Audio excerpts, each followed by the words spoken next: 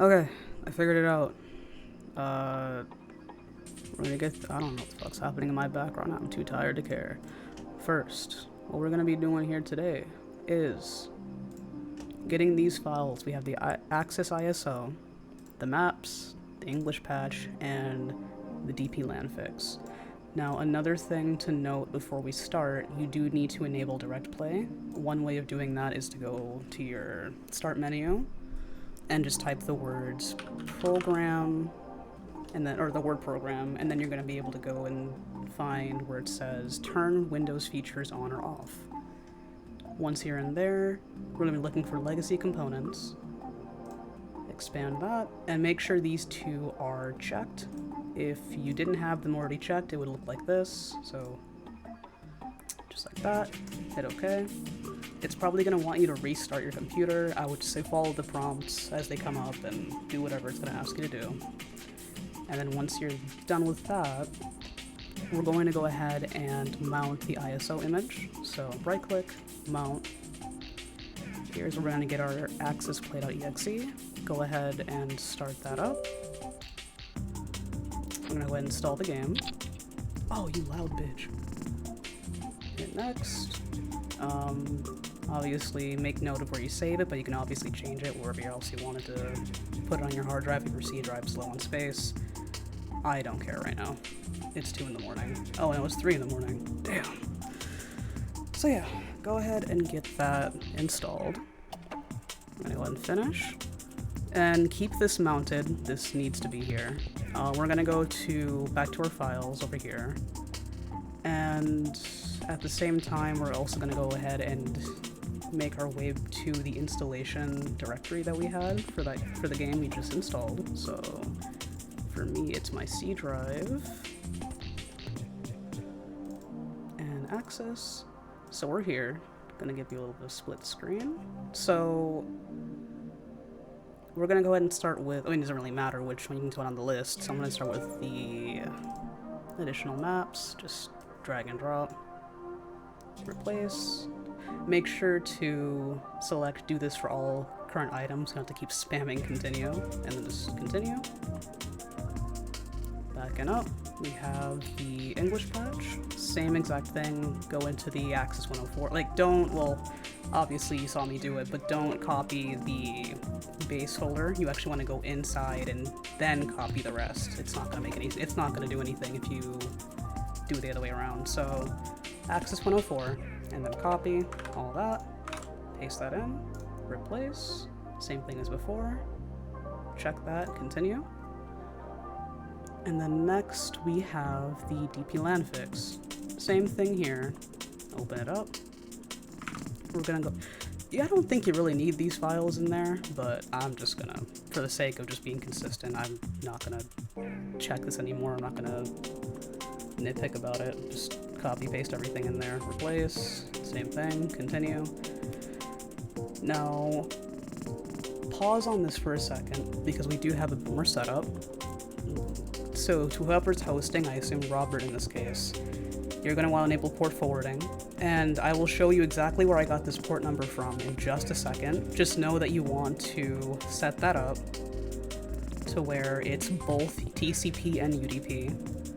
It's this port number, the 54792, and that the internal IP address is obviously your personal the computer that you're going to be hosting from, and then you're good to go. So with that out of the way, to show you where I got the IP address, I can now minimize this, I don't need it anymore. It was in the IPX wrapper config. So open this up. Oh, actually, I'm getting ahead of myself. Oops. So ignore what I just said. We keep it moving.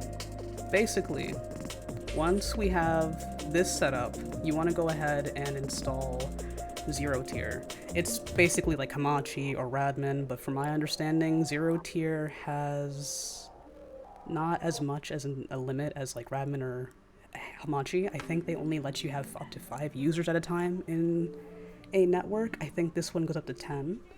So you're going to want to make an account, and then once you do, you're gonna have to go through like obvious email verification. It'll eventually get you here once you log in for the first time after verifying your email. you're going to want to go ahead and hit download. And I completely started from scratch, so I'm going to actually be doing this in real time. I don't feel like editing this. Whatever you see is whatever you get at this point. It's been a long, long day. Oh, don't do this to me now, bitch. Come on now. Okay, here. So obviously I'm assuming we're all using Windows. Something I did learn the hard way. I don't think anybody's suffering, but if you're suffering with Windows 11, this will not work. I don't know why. It just won't.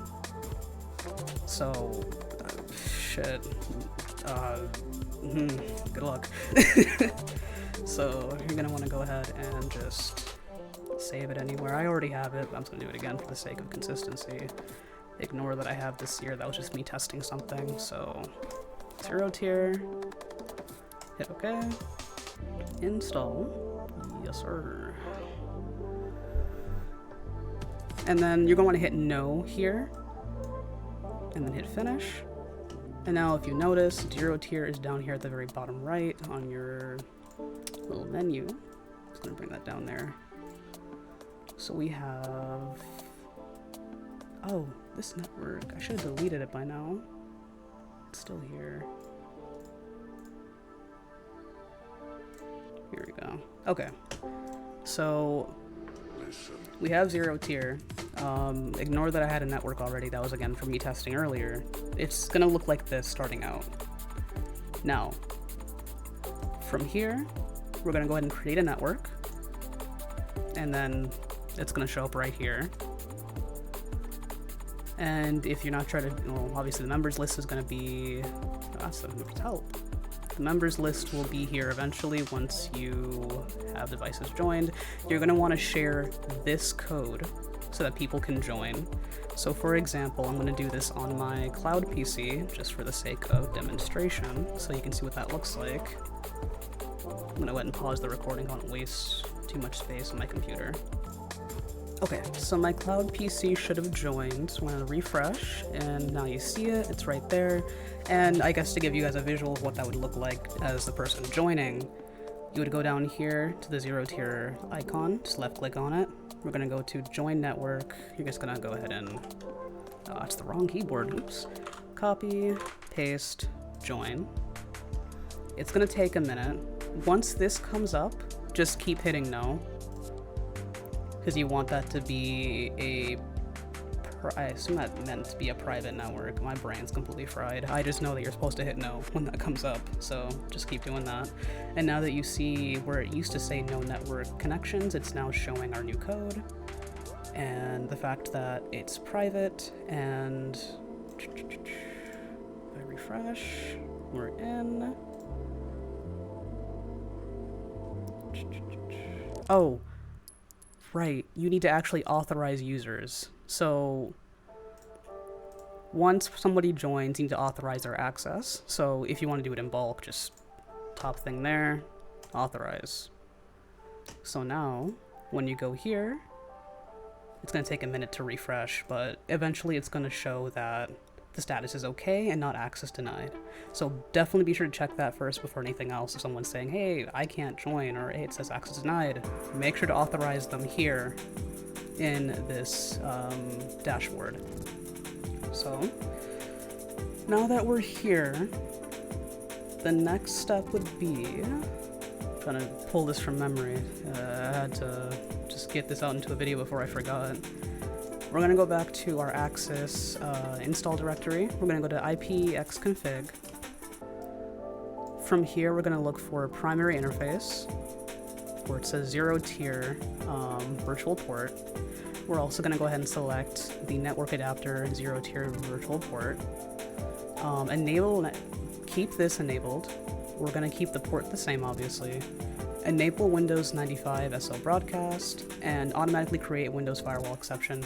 However, we are going to add this in manually. I don't know if it did this by default in the middle of testing. I just started doing things in bulk, and eventually it started to work, so I'm just going to show exactly what I did to get it to work. So we're going to go ahead and apply, but don't hit OK. Keep it open. This is very important. Just minimize it. And from here, we're gonna go ahead and start and get the other keyboard out of the way here. I don't need it anymore. We're gonna go ahead and type the word allow firewall. So allow an app through a firewall, or Windows firewall. And we're gonna go ahead and hit change settings. We're gonna now go ahead and also select allow another app, browse.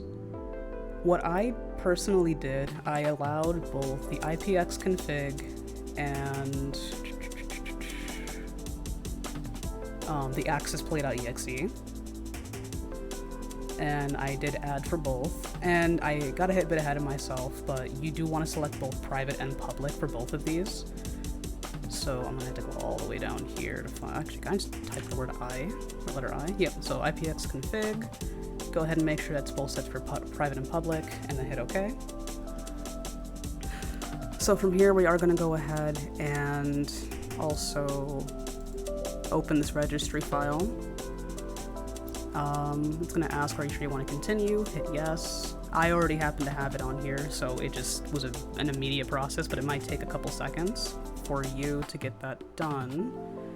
And then I think, if I'm remembering correctly, that should be everything. So I'm gonna go ahead and hit accessplay.exe. Oh, right. Properties. I'm not sure if this really matters too much, but I'm just gonna do it for the sake of what's been working for me.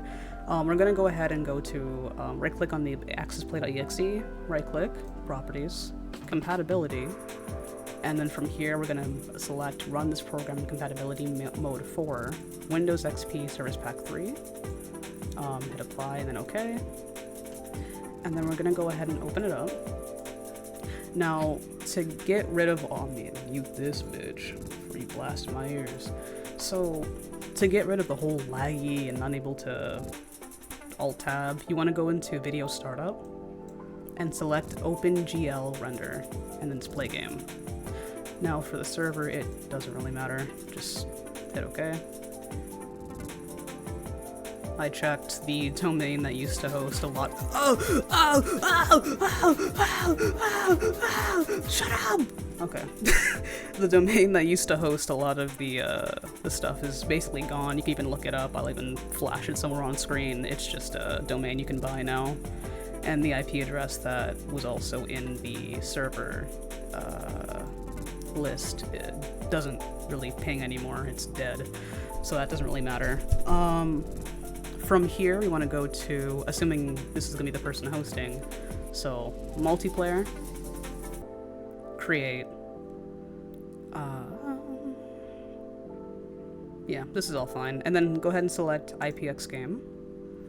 Now I'm going to go back to my cloud PC and get connected here,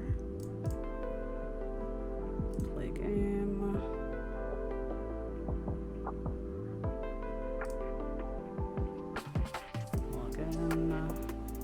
And it's going to be pretty self-explanatory for the person joining. You'll be going to multiplayer and then join instead of create. And then you're going to want to go ahead and search for IPX. And the game or the lobby should show up. You would just double click on it and get right in. And my the other account should show up here in just a second. Yeah, and here we are.